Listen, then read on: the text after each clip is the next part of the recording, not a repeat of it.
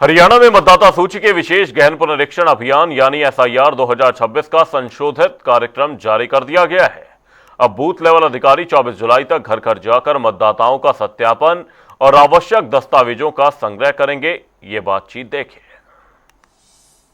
Election commission of India द्वारा आज ही सूचना आई है कि जो हाउस टू हाउस विजिट थे एन्यूमरेशन फॉर्म को कलेक्ट करने के लिए, उसकी जो तारीख है वो 15 जून से लेके आगे 24 जुलाई तक बढ़ा दी गई है। यानी 24 जुलाई तक जो है जिनको भी अपना जो भी हमारे वोटर हैं जिनको एन्यूमरेशन फॉर्म दिया गया है वो अपने डिटेल्स भर के कंसर्न बीएलओ जब उनके घर विजिट करेंगे वो अपने बीएलओ से संपर्क कर लें और अपना एन्यूमरेशन फॉर्म और अपने फैमिली मेंबर्स का एन्यूमरेशन फॉर्म 24 जुलाई तक सबमिट कर सकते हैं। सर, अभी तक की बात करें तो कितने फॉर्म भर गए हैं और कितने टोटल हैं?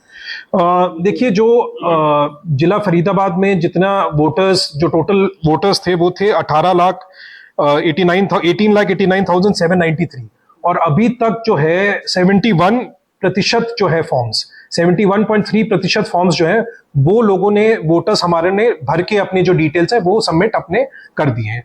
तो ये सभी 6 कॉन्स्टिट्यूएंसी जो है प्रेजेंटली 71.3% फॉर्म है।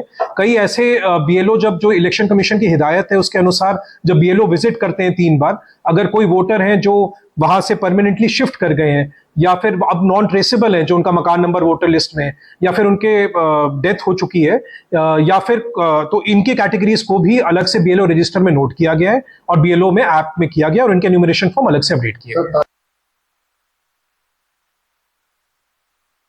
भारतीय चुनाव आयोग द्वारा एसआईआर हरियाणा में एसआईआर करवाया जा रहा है और आज अंतिम तारीख थी।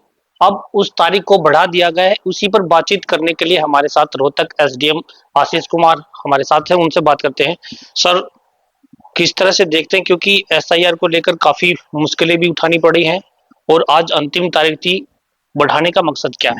हाँ, देखिए, जो स्पेशल इंटेंसिव रिवीजन है इलेक्शन कमीशन ऑफ इंडिया के द्वारा जो करवाया जा रहा है उसके अंदर जो आज की जो तारीख थी 14/7/2026 वो लास्ट डेट थी जिसमें इनोमरेशन फॉर्म को फिल करके डिजिटलाइज कराना था। तो उसकी अब माननीय इलेक्शन कमीशन ऑफ इंडिया ने उस शेड्यूल को रिवाइज किया है, एक अपॉर्चुनिटी और दी है जिसमें 24 जुलाई 2026 तक हम फॉर्म ले सकते हैं और उसको डिजिटलाइज करवा सकते हैं, जिससे कि इलेक्टोरल रोल जो ड्राफ्ट पब्लिकेशन हो उसके अंदर नाम सुनिश्चित हो सके। लेकिन सर, इस दौरान अगर हम बात करें रोहतक जिले की, कितनी वोट जो है कटी अभी तक, जो है फेक वोट मिली हैं, कितनी शिफ्ट कर चुके हैं, कितने जो है कितने लोगों की डेथ हो चुकी है? हाँ, देखिए, फेक वोट तो नहीं कह सकते, पर जब हमने रिव्यू किया इसका जो मेन पर्पस था स्पेशल इंटेंसिव रिवीजन का, कि जो हमारा इलेक्टोरल रोल है जिसमें लगभग 2 लाख के अप्रोक्स 2,01,663 जो वोट थे, उन वोट्स को हमें रिव्यू करना था। रिव्यू करने का फायदा ये है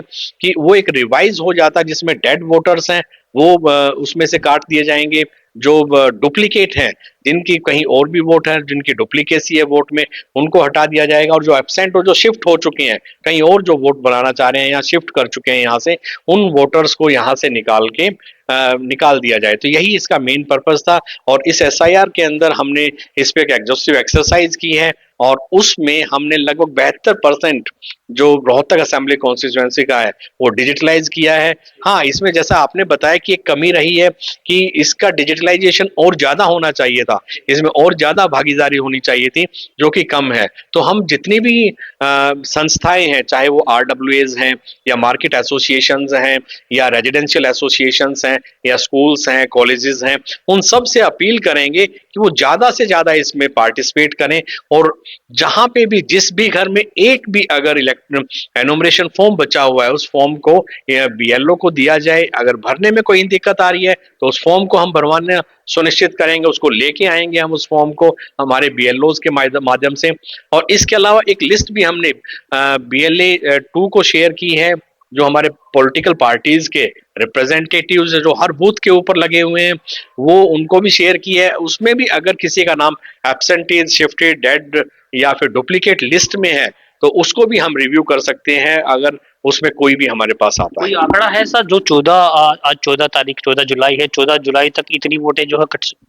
नहीं, वोट कटी नहीं है अभी, तो इसमें क्लेम एंड ऑब्जेक्शंस भी लेंगे। अभी तो इस के बेस के ऊपर हम एक ड्राफ्ट पब्लिकेशन करेंगे जो 31/7/2026 को होगा। उसके बाद सबको अपॉर्चुनिटी मिलेगी। अगर किसी को कहीं पे भी कोई डाउट है तो हम क्लेम एंड ऑब्जेक्शंस लेंगे, जो कि शेड्यूल में जारी कर दिया गया है। उन क्लेम एंड ऑब्जेक्शंस के बाद ही फाइनल इलेक्टोरल ड्राफ्ट तैयार होगा।